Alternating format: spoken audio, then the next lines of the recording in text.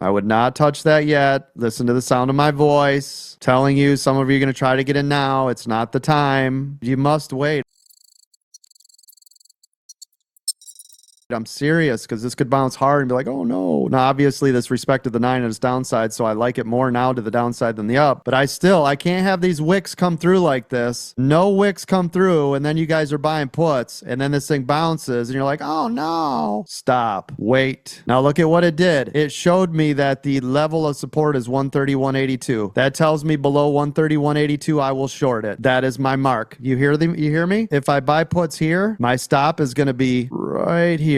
That is this previous area of these two bodies. Now look at what that's doing. If you would have bought those puts right now, you guys would be red as hell and you'd be like, oh no. Look, what did I say? Huh? Gotta wait. You gotta wait. Listen, I guarantee somebody bought puts there. Anybody want to bet, even though I said don't wait and stop and hold? It's better to be patient and wait for a better setup than us to try to force it and think we're gonna, oh, come on. And then here's the problem. You got your puts. You're super red. You're like, oh, please come back. You don't need to do all that. Instead, wait for when you're supposed to get it to instantly go green. Then you can move your stop to above what you paid, and now you can let it go the rest of the day without going, oh, in the beginning of the trade. Now, here's a huge mistake other people will make. They'll have bought puts here. It'll bounced way up, broke the 9. All right, here you go. There's your entry for puts with my stop right there.